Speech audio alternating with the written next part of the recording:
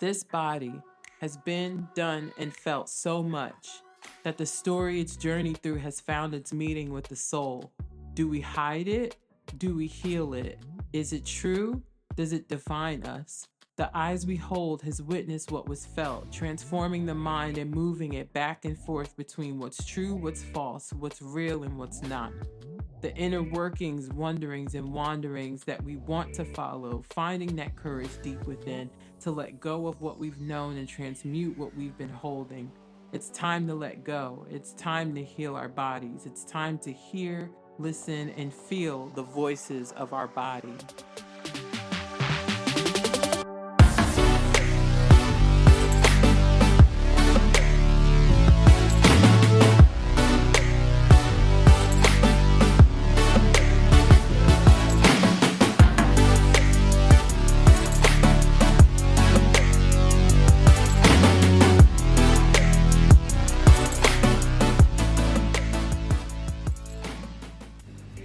What is up, everybody? Welcome back to Voices of the Body, the podcast. My name is Love, Ashley Elaine, and I'm going to be your guide as we journey through this big, beautiful thing called life, our healing, our pain, and how we transmute all of it into our purpose. This episode, I'm tapping in with one of my girls, the home team from Trenton, New Jersey. My girl, Kenny B. She is the founder of an amazing organization that I've had the pleasure to teach yoga for, and just really be able to be in the front row and witness the growth of not just the organization, but the individuals that are a part of this beautiful collective, the Block Trenton. So prepare your mind, body, and soul as we get into this episode.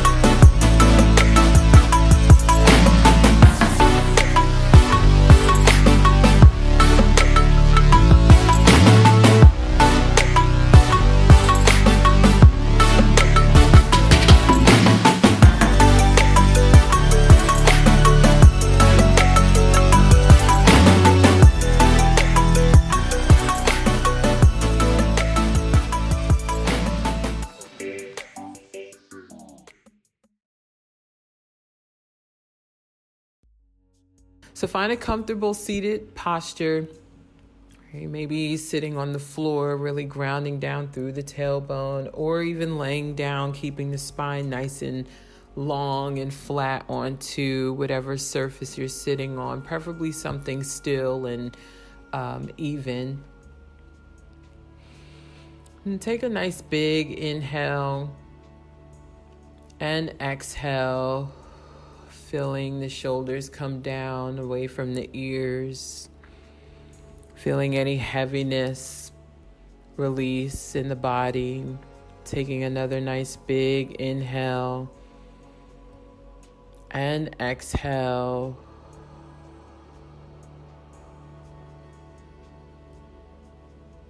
One more nice big inhale, and as you exhale, option here is to bring the gaze down the nose or close the eyes completely if you have not moved into this space.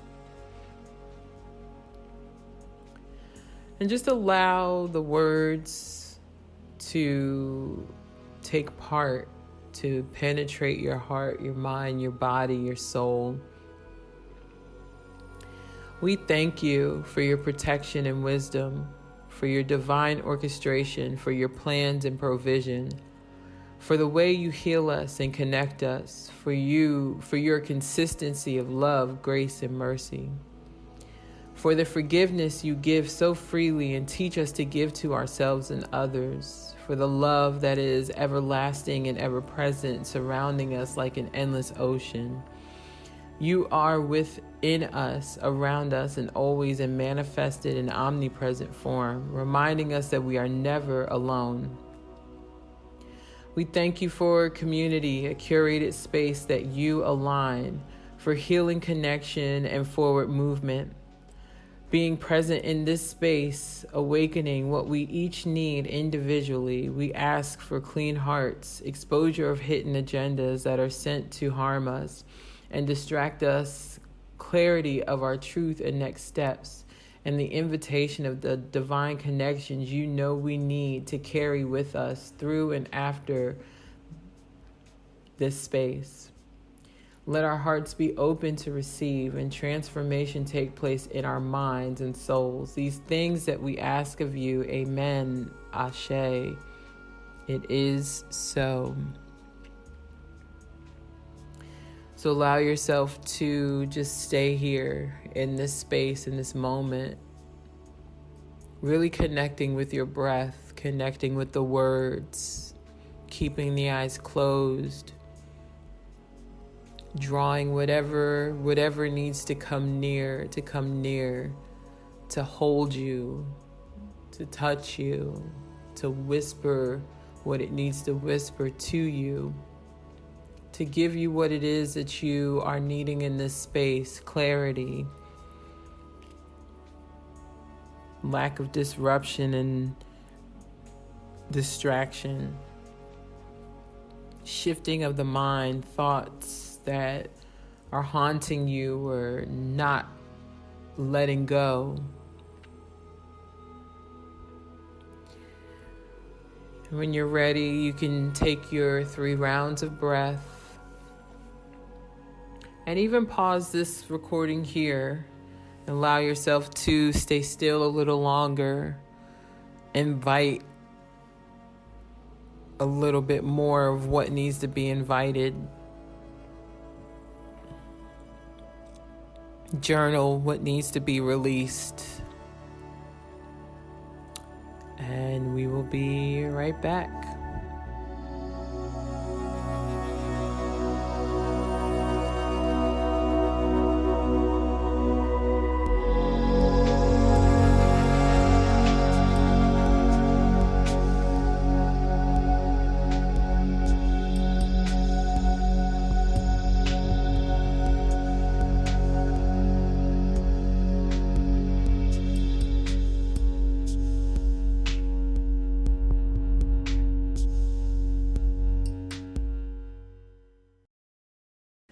Listen. I'm excited to finally say out loud. After 5 years of sitting on this title, after 5 years of just trying to understand what God was doing when he dropped this in me in the middle of a therapy session, Married to Trauma, the book and the workbook is finally out. Yes, Amazon said, girl, we not waiting.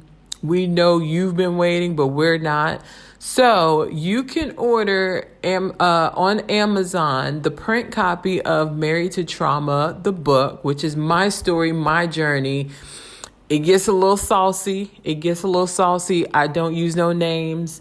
So y'all can go ahead and it's not a telenovela. It's my story, right? It's a book full of free verse poems. I just got creative with it, right? You'll enjoy it. It's powerful. It's impactful. Sometimes I read back at some of it. I'm like, my God, girl. Yes. And then Married to Trauma, the print copy of the workbook. The workbook is for all of you, right? I love a good workbook. If you remember Release and Rise, the behavioral health workbook, thank you all that supported that part of my journey also.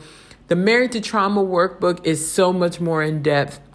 It's a compilation of, you'll see when you get the book, but it breaks down the book, but in a way for you to look at your own marriage, right? What are you married to? What patterns and behaviors have not shifted because you haven't even realized that they're there, right? So go to Amazon.com because I know all of y'all got Amazon. you probably got Amazon Prime too. And this is not a plug for Amazon, but my book is on Amazon.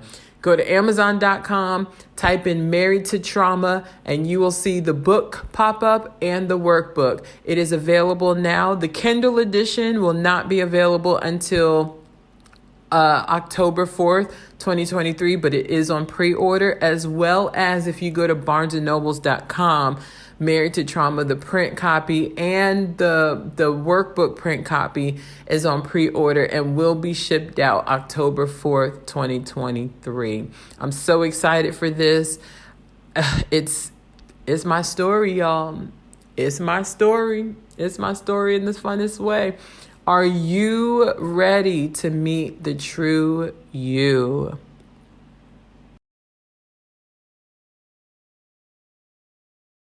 And welcome back to Voices of the Body, the podcast. So, I am always excited to have with me people that I've already been in community with and can really see their growth and their shifts, their changes. I have with me the Miss Kenny B. How are you?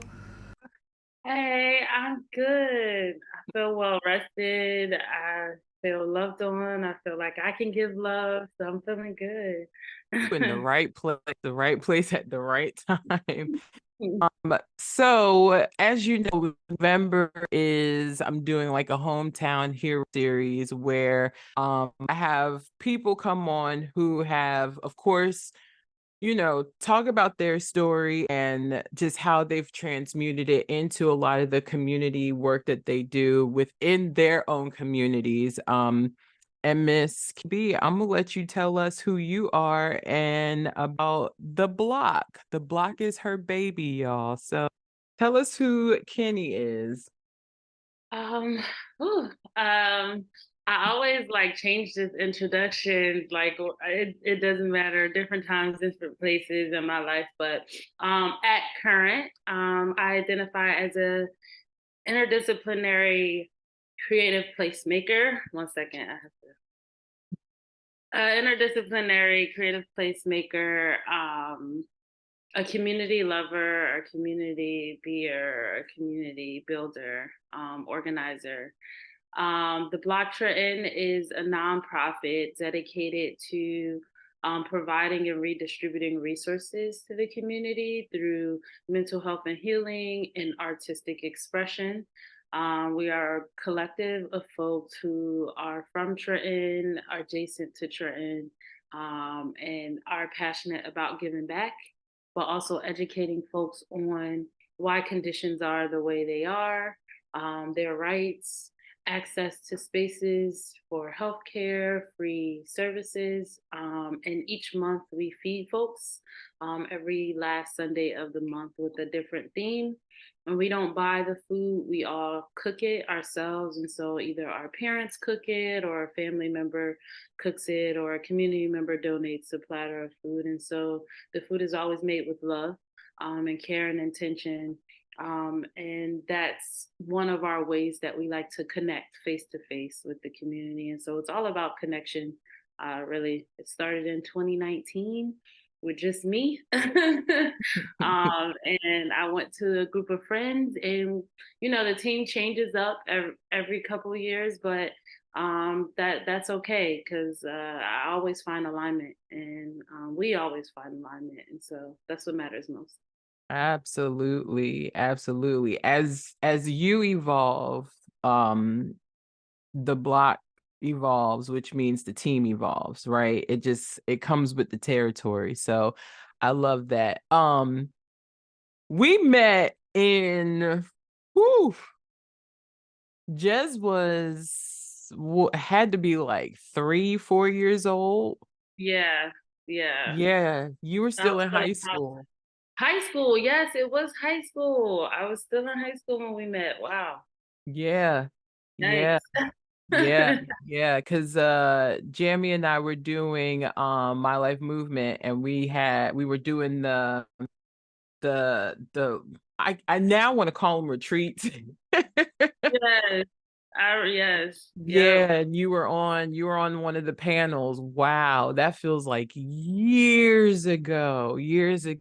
But it's so beautiful to see like what all of you are doing. Like everybody, I'm still, whether I just see them on Facebook and Instagram or like, we still have some type of communication. It's just really dope to see like almost 9 years later what you were doing. So I'm proud of you, girl. Let me just say it now. Let's say Thank it you. now. Yeah. So tell us about like what was your upbringing like that led you into creating the blog?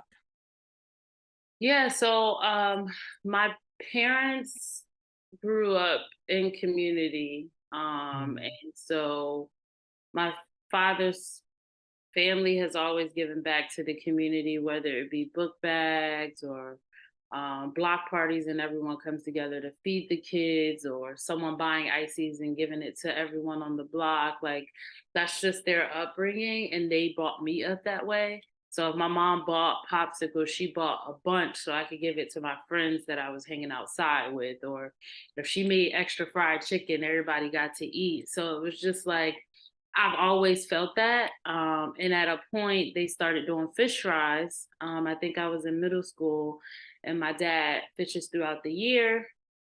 Um, and he freezes them, gets them cleaned, and then he uses that fish and provide to the community for free that day. So they do like grilling, fish. They have a DJ and a bunch of other treats and things for folks to enjoy. It's pretty big. Folks come out. And so that has always been what I witnessed or knew to be the way of life. Mhm. To always be in community. My parents don't, and well, my mom definitely doesn't individually think. And so I appreciate that, and what I've been able to witness. And so when I went off to college, I didn't feel that I had that same sense of connection, but also the same sense of like understanding of why folks' conditions are the way they are. And so I had a really hard time grappling with connecting to people who would, I guess people use the term elitist, who thought in elitist ways. Mhm. Um, and so I needed to find an answer to that. And so I tried to create groups, women groups, to connect with folks who were like minded or who were able to engage in conversation to understand one another. And that helped a Mhm. bit. And then I was hired to do a fellowship in New York with Ping Chong and Company, which is a off Broadway theater, and a lot of the work that they do is in the community, and they collect stories. And not only do they collect the stories of the communities that they're working in, they do extensive research with that community. They live in that community for a bit, and they build relationships with the community, and then they um, train a few of the community members to tell their own stories on the stage with reading a script and Yeah. everything. So it's the raw, uncut. They just help them frame those stories in a way that is performative. And so Mhm. learning all of that, I knew that I wanted to come back home after being in community with them and be and reconnect with my own community, understand the stories of the folks in my community, but also um, gain resources and open them up to more folks. I have been blessed to enter spaces that have resources. I was able to work with cameras, real professional cameras in high school. I was able to use editing software and go off to college and get a job because of that. And so, like that, those things were important to me. But I've Mhm. always been interested in theater, and there were no spaces that taught the type of theater that I was interested in. And I was Yeah. interested in experimental theater, not theater in the round, not Broadway theater, but theater that just allowed people to be. Mhm. And so all of those things, the community work, the self building up from different phases of my life that kind of broke down my confidence, but also wanting to reconnect. brought me to the idea of the block. So we had to do a project before I ended my fellowship of something that displays who you are as an artist that could have longevity. And Mm. so we used all of the experiences. I got to do professional lighting design for a show under that fellowship. I did so many other things that opened my brain up to the experiences I want folks here to have.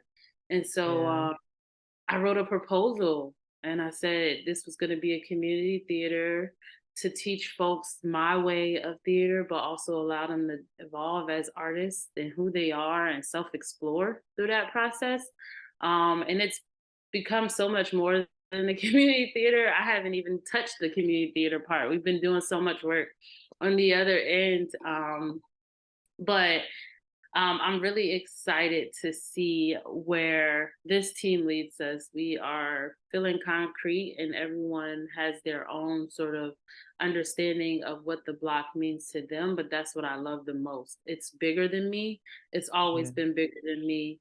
I just felt called to the mission. And so I'm allowing fate to take it where it goes. Y'all see why? Y'all understand now, because I like just hearing you talk, I hear so much of like myself, right? When you get to a certain point, you realize like this is so much bigger than me, but it both and not but both and it took me it took you healing your story and taking what you've learned growing up, right? To be able to say, this is what I also see that my community needs, right? That the younger generations, my generation, even generations in front of me need something greater, need something more grand, and need something that is going to um speak to them in a different language, right? Be able to give them access to something that they wouldn't be able to get otherwise. I love that. Um when you say your version of theater, right? Like talk to me about what that looks like a little bit. Don't give all your jewels, but Um, it's really just immersive experiences, and so I would much rather create in a black box theater than anything. And Mhm. so that feels like a blank canvas to me, not all white. First, because all white backgrounds don't look pretty against our skin. I'm gonna Yeah. say that. We got to get away from the white backgrounds in our photo shoots. We got to do all of that because it just does not illuminate the beautiful richness of our skin. And so I do not like creating in white spaces on the wall. It Mm, just, no, because it yeah. flushes our skin out. It takes some of that sort of richness or the saturation in our skin out. Black boxes feel more of a blank canvas for folks of color because you Mhm. can light it with rich colors like the reds, the blues, and purples, and all of the hues that make us look nice on camera. And so that's for one, that's my type of theater. Yeah. Two, when I say my type of theater, so I have learned through studying under a few mentors. I also, before I graduated college, I had a professor, Kent Barrett. He knew, he knew. He was like, "Yeah, this ain't your type. Like, I know this ain't. You ain't interested in this. Like, you don't want to dress up in a white wig and get on the like. This ain't you." He had Mm-mm. a collective of artists that he was working with in New York, and he told me if I could get a ride there, I could work with them on my breaks, or even if I needed to get excused from class like a few days a week. So whenever they had a show or something that I was able to assist with, he allowed me to come with him, and Yeah. so that changed my life. And so I worked on a show at the Whitney um, with a Mm. few artists, Abigail DeVille and Charlotte Brathwaite, and Kent Barrett, who's the Mhm. lighting designer for their sort of squad.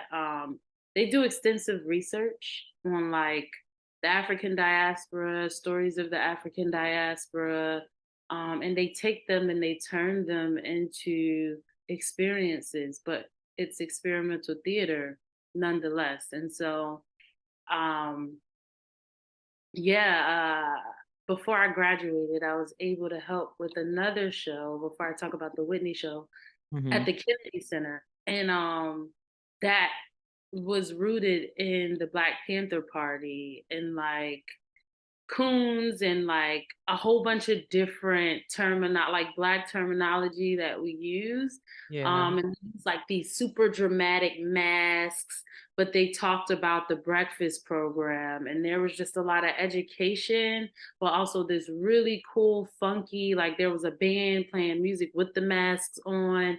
It was just crazy. It was like mind boggling. And so when I say my type of theater, I mean it's going to be education. Hmm. I'm going to educate you about a topic, but I'm going to educate myself first. I think that's the selfish part of the process because I get to learn and I love going down rabbit holes. Um, but like also being able to create an experience where you can put research on the walls and that be the backdrop, right? And if people read it, they read it, but they can also just see it displayed and what's going on the stage. And Yeah. like they can take in some of that information. I feel like we talk at people, we write long journals when we say that we're scholars, but power is in art.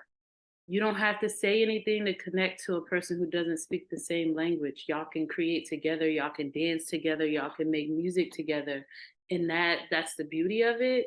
Yeah. Not all of us in the African diaspora speak the same language, but we have so many crossovers in how we dance, how we make our food, and that is all art, right? And so that's what I use theater for: connection, people gathering, all the things, education. So, yeah. Yeah. Oh, I love that. It's also healing, right? To be able to have that as like a way to communicate with people, right? Because sometimes we don't really have like the language to say how we're feeling, what we're dealing with, right? If grief is a thing, right? But if somebody is into arts, they can create a manual. I just got chills. They can create not a manual, but they can create something just so grand from that, right? Because they're putting their emotion into their art, right? And then not but it's not just for them. It's for like a community of people who can probably be like, man, I can feel whatever this person was going through, or somebody else can feel something different from that. So I love that. I love that so much.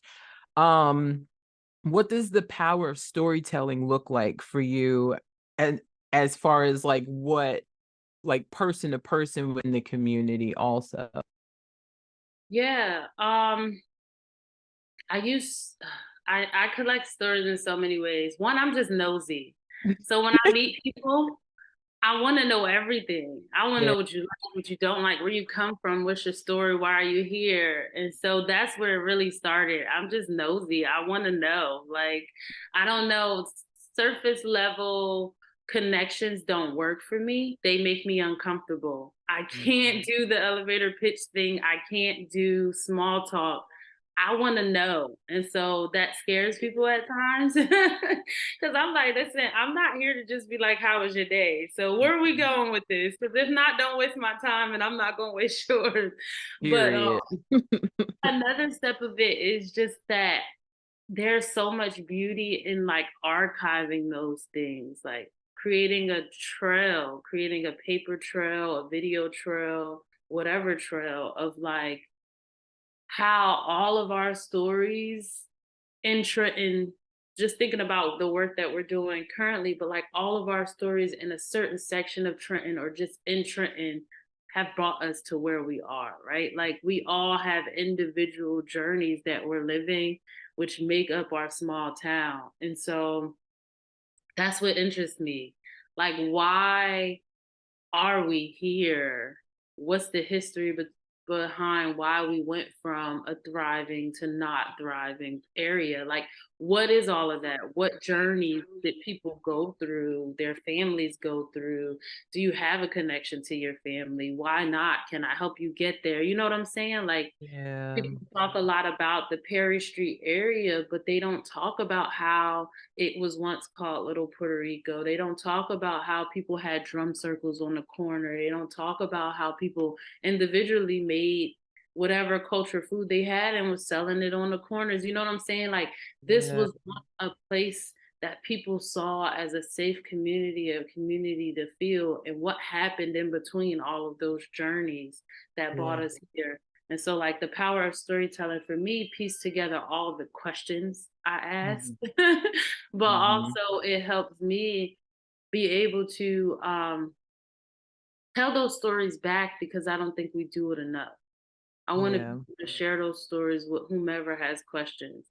If you think you about to come to Trenton and just live here and ignore all the history, that ain't it. That ain't it. Like, we don't welcome those types here. You're gonna hear about it one way or another, whether it's playing on your radio, whether I Right. see in Starbucks and you trying to ignore. I'm gonna tell you somebody's story. But like, I think it's so important for us all to educate ourselves before we pass judgment or speak about the history of a place. And so, yeah. Absolutely. I worked in Trenton for a very extensive time. And of course, it was for like a lot of kids who were having trouble in school, JJC, you name it, that was there. But there's still like there's a sense of community that I always felt every single time. Like I know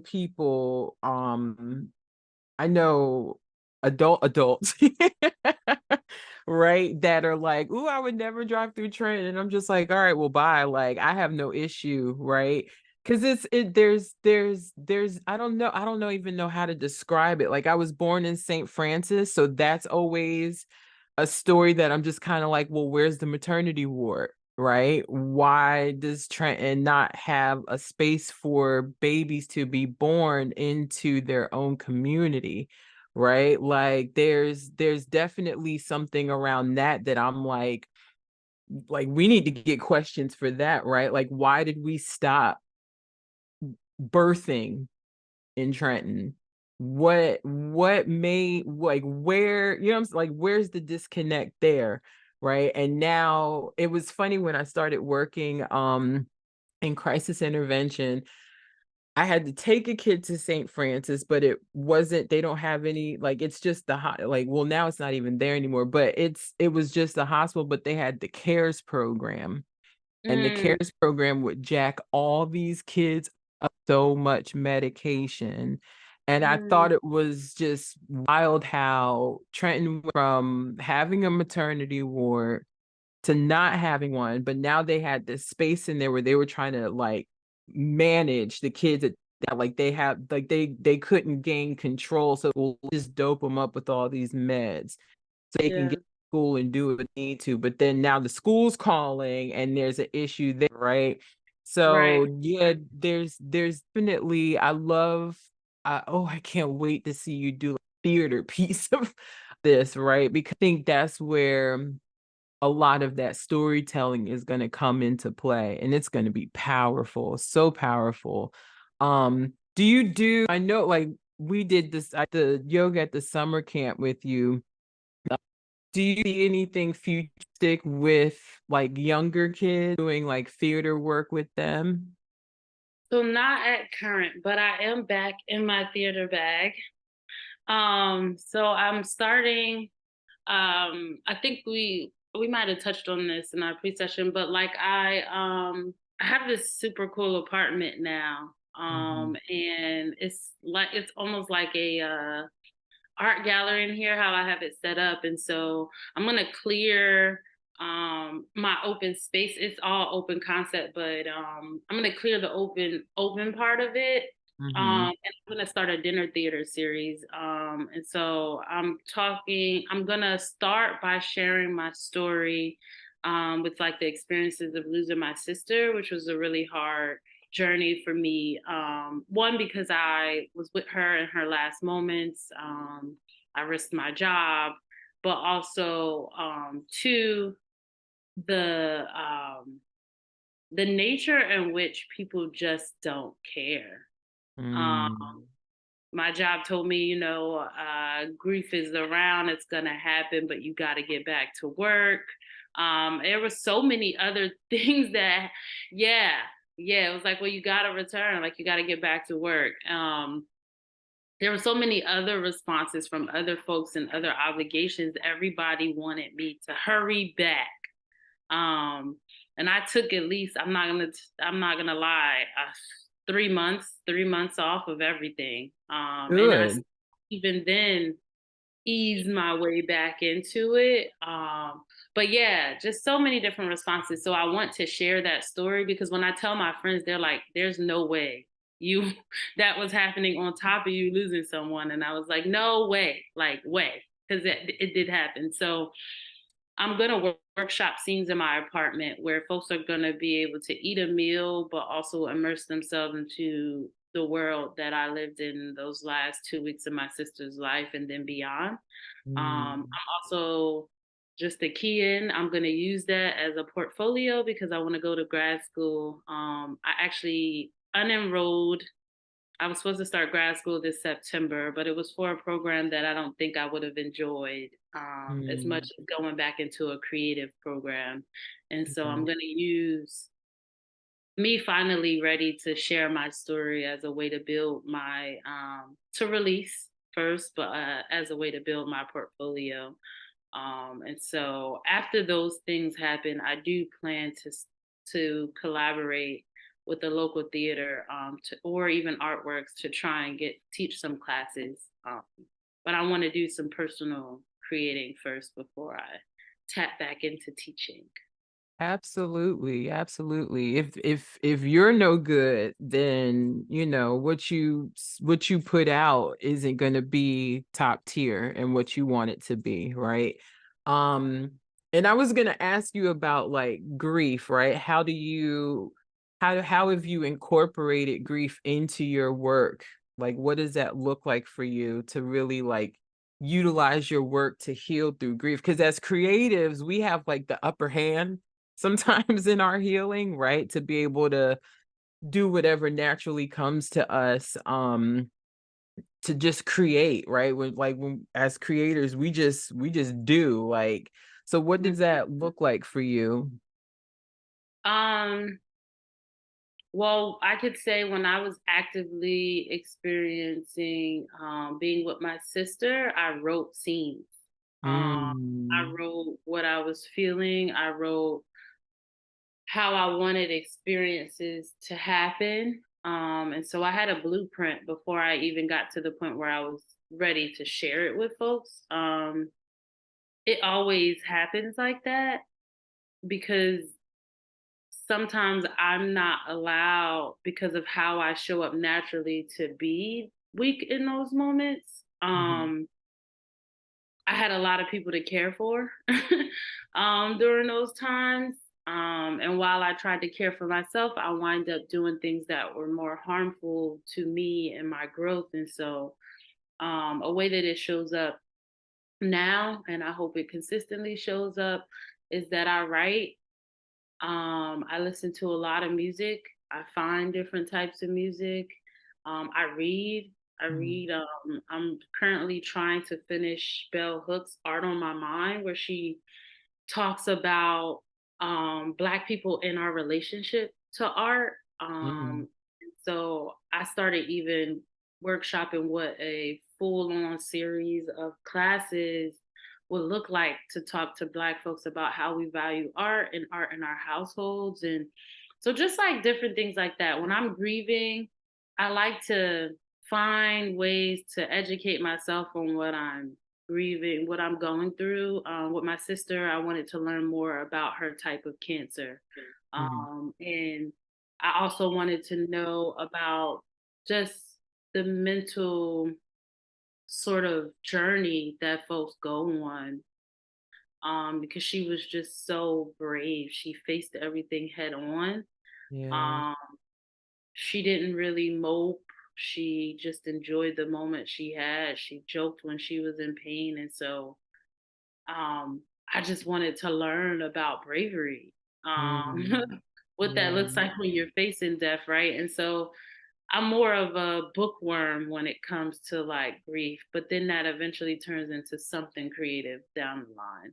Yeah. Oh, I love that. I love that.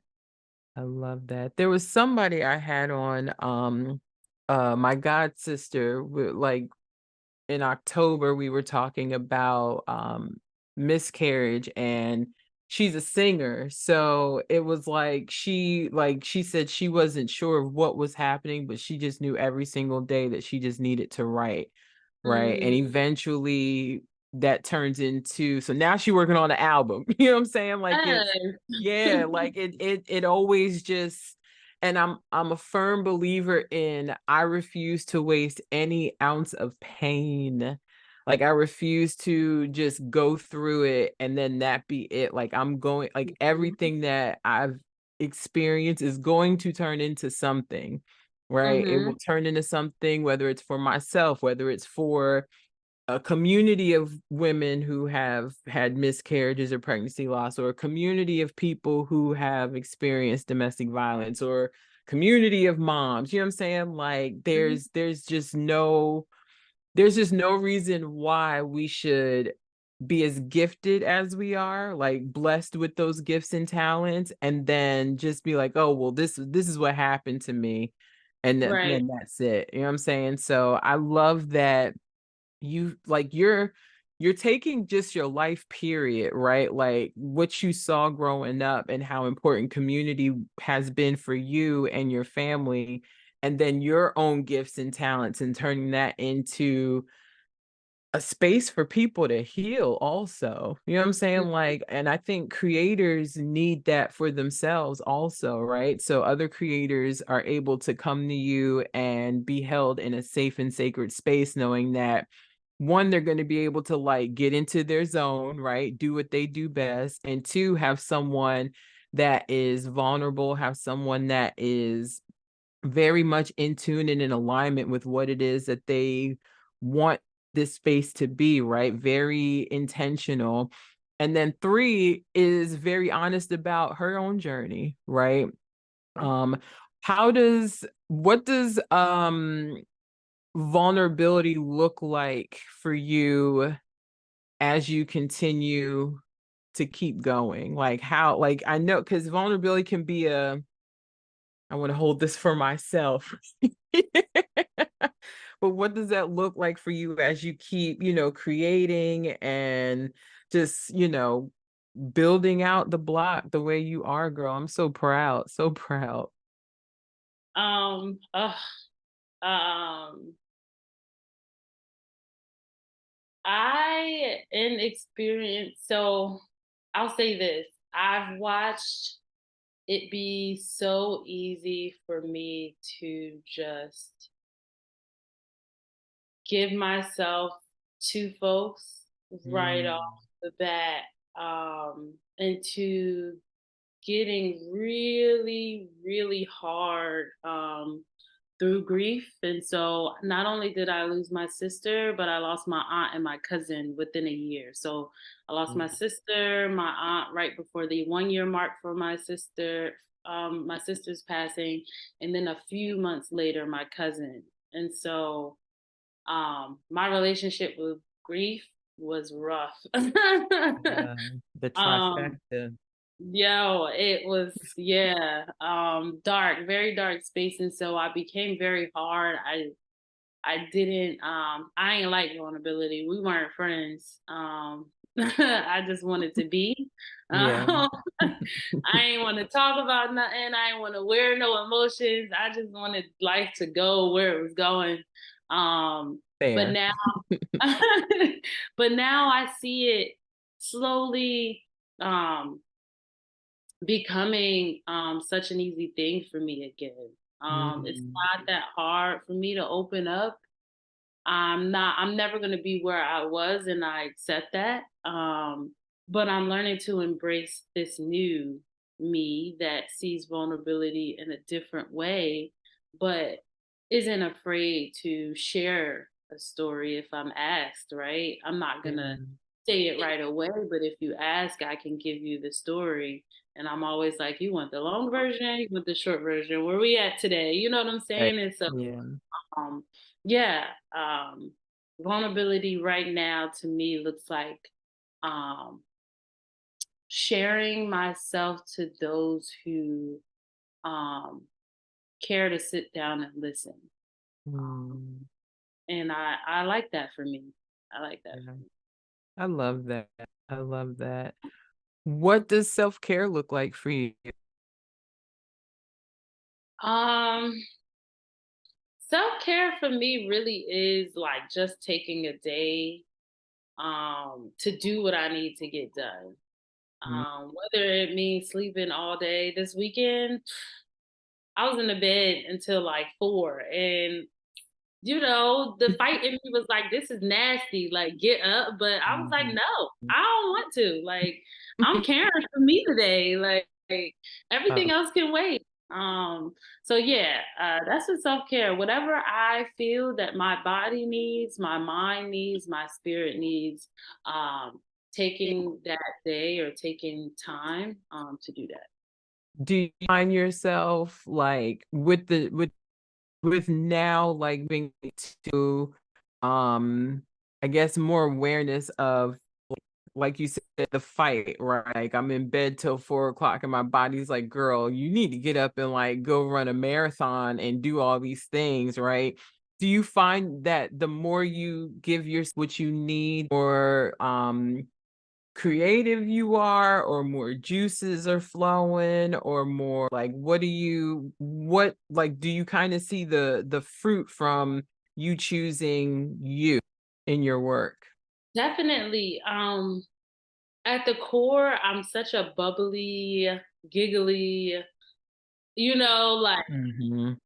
I love people person. I want to be around people. I don't have that whole, like, I don't have an issue with a social sort of setting, but also an issue embracing folks. Like, I embrace folks, I love them folks, but also myself, right? And, and taking those times that I need, I find that I smile a lot more. I'm a lot lighthearted, a lot more lighthearted. Um, I'm able again to give more of myself without feeling the cringe of sharing, right? Yeah. But I can only do that if I take time to sit with myself, to face what I need to face. And so I always find that um, I'm going to take my time. It doesn't matter when, where, how, or why. I'm going to take my time because that helps me smile more, but also just enjoy life more. I love to dance.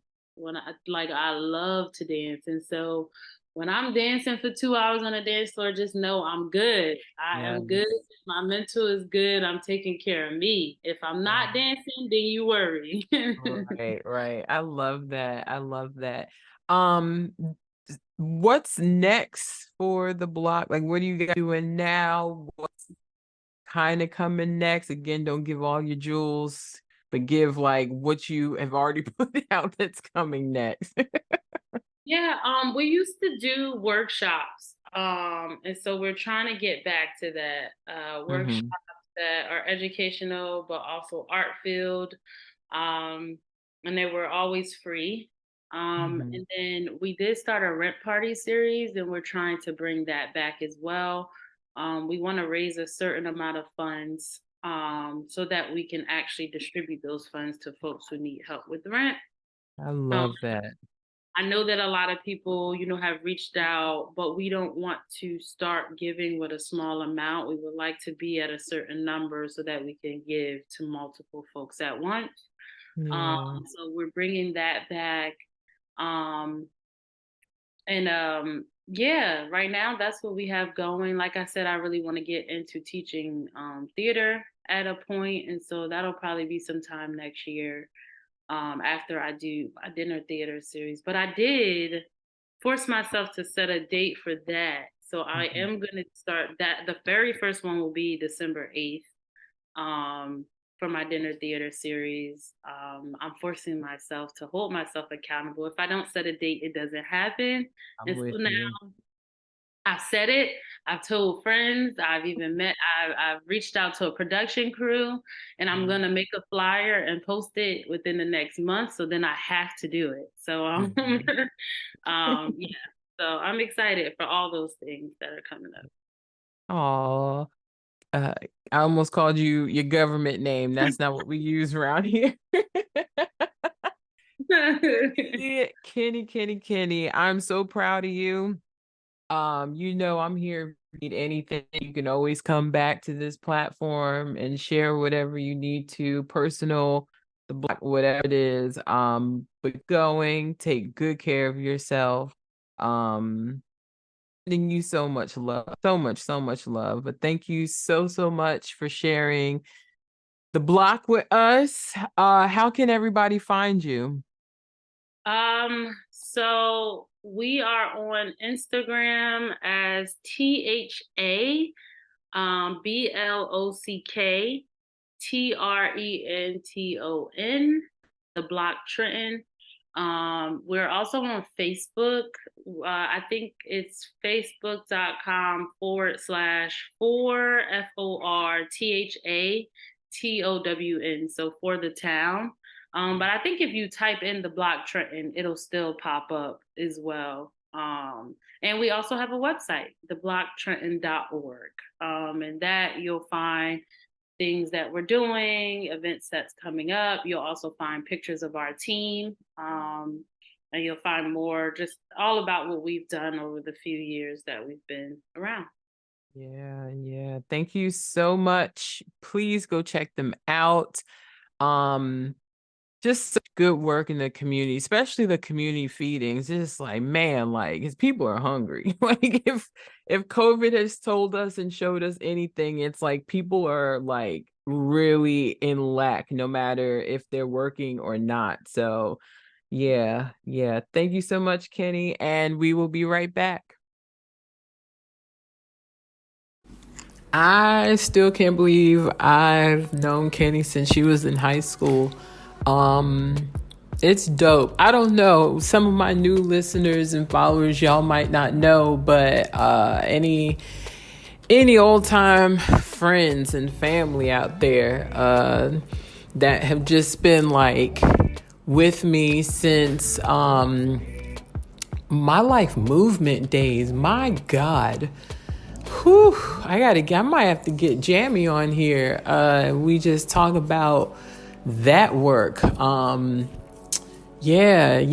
talking with Kenny, I definitely was reminiscent on just those days of service with the community. Trenton is a beautiful place, beautiful town, beautiful city. Not town, but city. The unfortunate part is, and I don't care who's listening, the politicians and the funding and the gun violence, and just the just all the things surrounding that. Trenton is always going to be home away from home. Jersey is always going to be home away from home wherever I move to next, because Cambodia is definitely my bridge. But like I'm grateful to be able to see Kenny just really like grow as a person and her transformation, and just how beautiful everything has unfolded for her. Really seeing her like in high school and just when she was on our panel discussions with My Life Movement. Man, such nostalgia right now. It wasn't even that long ago. It feels like forever. But like Jez was the mascot. We kept saying he was the mascot for My Life Movement. There's something special about grassroots organizations and people who are really in love with giving back to their community, right? There's people who are meant to stay in community with their community that they've been born into, and then there's people who are called to service astronomical amount of people, right, in various communities, in various states, in various like just a different amount of people. One impact is no greater than the other, right? One impact is not better than the other. One impact isn't seen as higher than the other, right? We're all called and meant to do something different. I love just how she's allowing herself to heal, right? And really transmute that into her art. And just, I'm excited to just see all that is next for her. And just how God uses her in this space. So she does amazing work in Trenton alongside some other amazing people that you will hear from this month. One other organization this month. And then just how beautiful. I love community work. There's something different about like being in community and doing work and really being able to see the community grow and shift and change. So yeah, I love you all for free. Until next time.